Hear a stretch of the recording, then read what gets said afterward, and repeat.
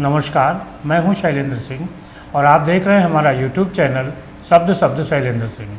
आज बात करेंगे फिजियोथेरेपी पे और इसके लिए हमारे साथ हैं श्वेता भारद्वाज जी, जो फिजियोथेरेपिस्ट हैं। आज वो बताएंगे कि फिजियोथेरेपी का हमारे जीवन में क्या योगदान है और किस तरीके से हमारी लाइफ को ये ईजी बनाने में काम करता है। श्वेता जी, बहुत बहुत आपका स्वागत है। Thank you sir for having me here. जी, सबसे पहले तो आप अपने बारे में बताइए, कैसे आपने फिजियोथेरेपिस्ट की जो एजुकेशन है वो ली और क्या किया है। फर्स्ट ऑफ ऑल सर, मैंने फिजियोथेरेपी स्टार्ट कैसे की। हाँ। एक बहुत ही इंटरेस्टिंग इसकी एक पीछे की स्टोरी है कि मुझे तो इस फील्ड के बारे में पहले कुछ नॉलेज ही नहीं थी और मैंने सोचा भी नहीं था कि मैं इस फील्ड में कभी जाऊंगी भी। लेकिन इत्तेफाक से मेरे घर में ही एक ऐसा केस हुआ जिसकी वजह से बिल्कुल मैंने एक डिटरमिन होकर के सोचा कि नहीं, मैं इस फील्ड में ही काम करूँगी। अच्छा, फिर? और वो स्टोरी ये थी कि मेरी जो मदर इन लॉ थी, वो मैं जब शादी होकर के गई, पहले तो मैं बताऊंगी शादी के बाद ही मैंने ये डिग्री ली है। अच्छा। और मैंने अपने ससुराल एंड हस्बैंड के सपोर्ट से ये डिग्री ली है, क्योंकि शादी के पहले तक मैंने एमएससी तो कंप्लीट कर ली थी। उसके बाद हमने वहाँ जा कर के मेरा मन था कि मैं आगे कुछ पढ़ाई करूं और मुझे बहुत शौक था कि मेरे नाम के आगे डॉक्टर जरूर लगे। अच्छा। मुझे बहुत शौक था, तो ये सपना मेरा साकार हुआ शादी के बाद। और जो मेरी मदर इन लॉ थी, उनको एक्चुअली घुटने में प्रॉब्लम थी, तो उनके लिए एक फिजियो हमने अपॉइंट किया था घर पे, जो आ करके उनको घुटने के एक्सरसाइजेज वगैरह बताता था और सिकाई वगैरह जो फिजियो में नॉर्मली होती है वो करता था। तो कुछ दिनों के बाद थोड़ा उसको कुछ प्रॉब्लम हुई, वो नहीं आ पा रहे थे। तो अब हम लोगों ने सोचा जो घर के पास कुछ ऐसी जगह हो जहाँ पर उनको ले जाके करा सके, और कोई ले जाने वाला भी नहीं मिल रहा था। तो उस time as a science graduate मेरे को थोड़ा सा था कि ये किस तरह से है, बड़ा इंटरेस्टिंग लग रहा था। मैंने ये जिम्मा खुद उठा लिया। अच्छा। मैंने कहा कि ठीक है, पास में हमारा इंटीग्रल भी था और मेरा वो जहाँ से मैंने पास आउट किया है ये पास में ही था। तो मैंने कहा वहाँ जा कर के मम्मी की फिजियोथेरेपी स्टार्ट करेंगे। वहाँ गई, वहाँ जा कर के फिर कुछ दिन इनका देखा कि किस तरह से एक्सरसाइजेस बता रहे हैं और कौन कौन सी सिकाई दे रहे हैं। तो थोड़ा बहुत तो अब साइंस बैकग्राउंड था तो समझ में तो आ ही रहे थे टर्म्स कैसे यूज़ होते हैं। तो एक वहाँ पर मैम थी, सीनियर मैम थी, उन्होंने मुझसे ये कहा कि श्वेता, जब आप साइंस बैकग्राउंड की हैं तो why can't you do that, आप भी इस फील्ड में आगे जा सकती हैं, आप यहाँ लेकर के आती हैं और आप इसमें आगे बढ़िए। आपका कॉन्सेप्ट भी क्लियर है, क्योंकि वो मुझे डे बाय डे देखती थी वहाँ पर किस तरह से मैं क्वेश्चन अराइज करती थी। तो फिर ये हुआ कि उन्होंने मुझे बहुत मोटिवेट किया। फिर मैंने घर में आके हस्बैंड को बताया, तो खैर उन्होंने भी मुझे बहुत मोटिवेट किया। तो जब आप एक बैकग्राउंड सपोर्ट कहीं से पा जाते हैं ना, तो आपके अंदर जो फीलिंग्स दबी हैं वो कहीं ना कहीं से आ जाती हैं बाहर। तो मुझे भी पढ़ाई में इंटरेस्ट था, तो मैंने भी ये सोचा कि जब इतना सब कह रहे हैं तो एक बार मैं ट्राई कर लेती हूँ। तो मैंने वहाँ से कोर्स को स्टार्ट कर दिया। अच्छा। और मैंने ये डिग्री वहाँ से ले ली। कितने दिन की थी?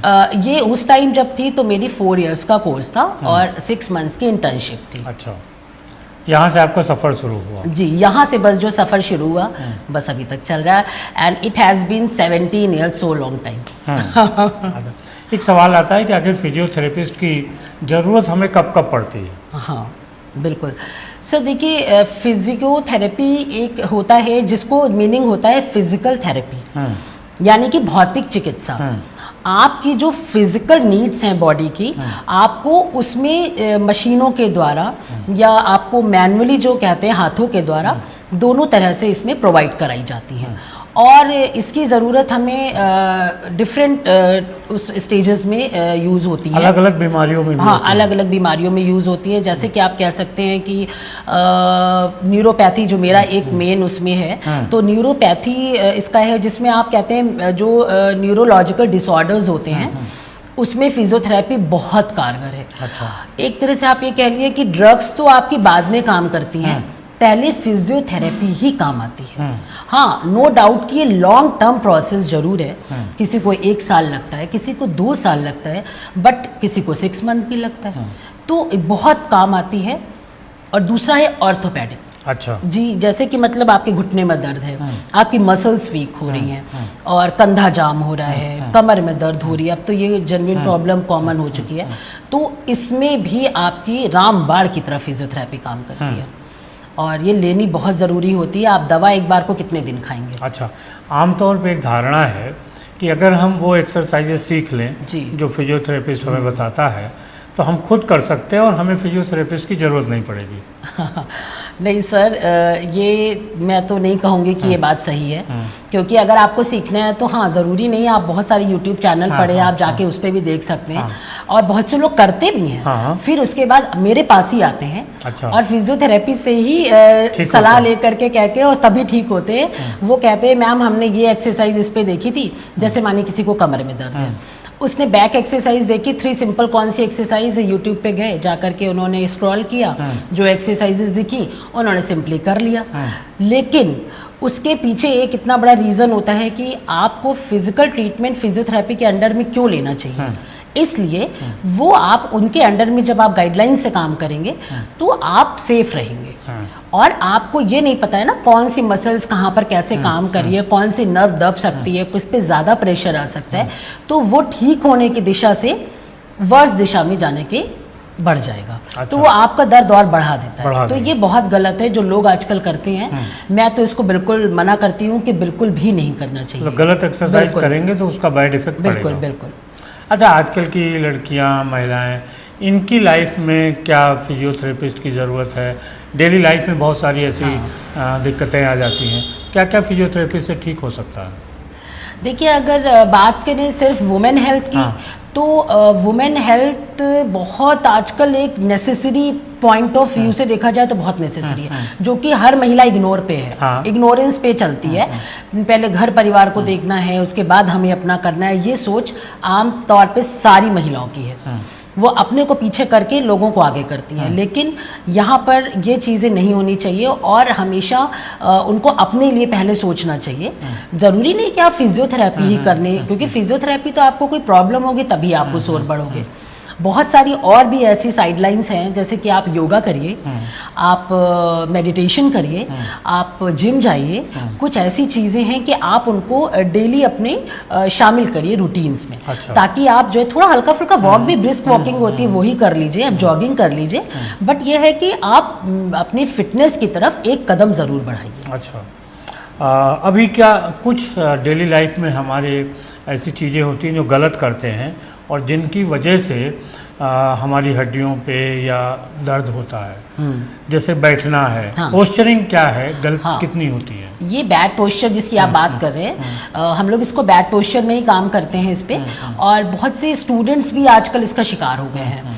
मतलब ऑफिस गोइंग तो हम लोग जो हैं वो तो हैं ही हैं, बैक पेन से पीड़ित हैं, आपको सर्वाइकल देख रहे हैं आपने कितना आजकल हो गया है, बच्चों को भी हो गया है। मेरे पास तो कई सारे बच्चों के भी केसेस हैं जिनको कर्व लाइन हो गई है, स्पाइन आपकी उनकी कर्व हो गई है। उनकी मम्मी बहुत वरीड होती हैं कि मैम क्या करें, अभी से बच्चा झुका जा रहा है, ये तो बॉय है, आगे चल के इसको निकलना है, बहुत कुछ आगे करना है, और अभी से ऐसी पर्सनालिटी है तो कैसे एक्सेप्टेंस होगा इसका सोशल में। तो इस वजह से यहाँ पर आपको पोस्चर पे बहुत ध्यान देना है, बड़ा हो या बच्चा हो। आपको हमेशा ये ध्यान रखना है कि आप अगर किसी मोबाइल या हैंडसेट या किसी भी आप लैपटॉप पे भी काम करते हैं, तो आजकल बहुत अच्छी अच्छी फिजियो में हम लोग के पास ऐसी स्टैंड्स आ गए हैं और इस तरह के पिलोज आ गई हैं जिनको आप बैक में लगा करके या आप स्टैंड पे लगा करके थोड़ा सा साइड अपना लेवल पे करके आप लैपटॉप चला सकते हैं, मोबाइल चला सकते हैं, आपको झुकने की ज़रूरत ना पड़े। तो ये बच्चों के साथ भी यही चीज़ है, पढ़ना है तो उनके पेरेंट्स उनको बीच बीच में टोकते रहें। अगर बच्चा झुक के कहीं बैठा है या वो गलत सलत पोस्चर में बैठा है, उसको हमेशा थोड़ा, जब सबके बीच में नहीं, क्योंकि बड़ा एम्बैरेसिंग होता है सबके बीच में टोकना, लेकिन यह है कि आप उसको टोकेंगे तो वो पोस्चर एक टाइम पे अपने आप ठीक होने लगता है। अच्छा। लेकिन अगर आप उसको, वही है कि इग्नोर हो जाता है, बच्चे तो नहीं ध्यान देंगे और बड़े भी नहीं ध्यान देते हैं। खुद भी अगर आप बैठे हैं कभी किसी पोस्चर में ढीले डाले, तो आपको अपने को सेल्फ मोटिवेट करना है, नहीं भाई मेरे को सीधे बैठना है। कभी कभी मेरे साथ भी होता है, मैं दूसरों को कराती हूँ, मैं खुद भी ढीले, फिर नहीं ऐसे नहीं, अभी तो कमर में दर्द होगा, तो बिल्कुल सीधे हो जाते हैं। ये खुद से भी अपने को करना पड़ता है। एक मीम चलता है सोशल मीडिया पर कि पहले हम ऊपर देख के चलते थे और आज नीचे देख के चलते हैं, मोबाइल देखते हुए चलते हैं। क्या मोबाइल ने भी हमारी इस जो व्यवस्था है शरीर की उस पर असर डाला है? एग्जैक्टली सर, बिल्कुल डाला है। क्योंकि हम लोग जब पढ़ते थे तब कोई मोबाइल तो था नहीं, और हम लोग भी तो बिना मोबाइल के इतना सब कुछ कर गए। ऐसा तो नहीं है कि सोशल मीडिया तब नहीं था तो हम लोग पढ़े नहीं या हम लोग आगे नहीं बढ़े। तो मोबाइल ने कहीं ना कहीं तो लाइफ इफेक्ट करी है, वो सबकी इफेक्टेड हुई है, चाहे वो हाउस वाइफ्स ही क्यों ना हो। खाली समय मिलता है, आराम से लेट करके तकिया लगा करके हाथ ऐसे रख के देख रही हैं, उनको नहीं पता है कि वो क्या कर रही हैं अपने साथ। आपको अगर है तो आप थोड़ा कंफर्ट जोन में जाइए, आप देखिए, अपना खाली टाइम दीजिए मोबाइल को, आप करिए सब कुछ, जिसको शौक है रील बनाइए, जिसको शौक है कुछ भी करिए, बट अपना पोस्चर का ध्यान रखिए और मोबाइल का कम से कम यूज़ करिए हो सके तो। कुछ और फिजियोथेरेपिस्ट के बारे में कोई जानकारी आप देना चाहती हैं? हाँ सर, फिजियोथेरेपी के बारे में जानकारी तो मैं यही कहूँगी कि अभी यहाँ पर अवेयरनेस लोगों को बहुत कम है। तो सबसे पहली बात तो ये है कि कभी भी कोई चीज़ को इग्नोर ना करें। अगर आपको कोई ऐसी कंडीशन हो रही है, आपको ऐसा लग रहा है कहीं दर्द हो रहा है, हाँ कहीं पर भी, तो आप ये नहीं करिए कि अरे आज नहीं कल चले जाएंगे, आज तो टाइम नहीं है। ये छोटी छोटी चीज़ें जो होती हैं, नेग्लेक्ट होती हैं ना, वो आगे चल के बहुत बड़ी बीमारी बना देती हैं। तो सबसे पहला तो मैं इस मंच के माध्यम से यही सबको कहूँगी कि आप सबसे पहले अपनी फिटनेस पे एक कदम ज़रूर आगे बढ़िए, चाहे वो महिलाएं हों, चाहे वो बच्चे हों, चाहे वो पुरुष हों। टाइम निकालिए अपने लिए, टाइम निकाल करके आप कुछ भी करिए फिजिकल एक्टिविटी, लेकिन लाइफ में इसको शामिल ज़रूर करिए। अच्छा, तो जिस तरीके से फिजियोथेरेपिस्ट की डिमांड बढ़ती जा रही है, तो अब ये कैरियर भी बहुत अच्छा होने वाला है। हाँ सर, नो डाउट। अभी तो ये कैरियर बहुत चरम सीमा पे चल रहा है, क्योंकि आगे जो एज जिस तरह से बढ़ रही है, एजिंग हो रही है लोगों की, तो वो देखा जाए तो अभी तो ये प्रायोरिटी बन चुकी है लोगों की। वो अगर मैं तो कहूँगी कि इसमें कोई बुराई नहीं है, अगर आपको कहीं हल्का फुल्का भी पेन होता है तो आप शौक से चले जाइए फिजियोथेरेपिस्ट के पास, जाइए और कुछ दिन सिखाई लीजिए। आप देखेंगे जो छोटी छोटी चीज़ें आपको परेशान कर रही थी एकदम से मिराकल होकर ठीक भी हो जाती हैं। तो आप शौकिया तौर पे जाइए, आपको ज़रूरी नहीं है कि कोई बीमारी हो तभी जाइए। तो अच्छी चीज़ है और इसमें लोग आगे बढ़ें, हम तो कहते हैं इसमें कैरियर बनाएं। और अभी रिसेंटली हमारे पास न्यूज़ आई है 24 को, इसी 24 अप्रैल को, ये हमारे जो फिजियोथेरेपी काउंसिल है उसने ये डिक्लेयर किया है कि अब इस कोर्स को पूरी तरह से मान्यता मिल चुकी है। और हम जैसे सारे physiotherapist, we are proud physiotherapist, जो अब नाम के आगे डॉक्टर बिल्कुल फ्रीली लगा सकते हैं। और अब यह कोर्स भी 5 साल का हो गया है और इंटर्नशिप विद स्टाइपेंड 1 साल की कर दी है सरकार ने। तो बहुत अच्छा हो गया, ये कोर्स अब आगे बढ़ेगा। तो जो बच्चे फिजियोथेरेपिस्ट के रूप में अपना करियर बनाना चाहते हैं, उनके लिए भी नए अवसर आए हैं। और जिस तरीके से श्वेता जी ने बताया कि फिजियोथेरेपिस्ट का हमारे लाइफ में क्या योगदान है, आपको क्या लगता है ज़रूर बताइएगा। श्वेता जी, बहुत बहुत धन्यवाद आपको। धन्यवाद सर। और दोस्तों, आपका भी बहुत शुक्रिया, धन्यवाद कि आप इतने लंबे समय तक हम लोगों के साथ जुड़े रहे। धन्यवाद।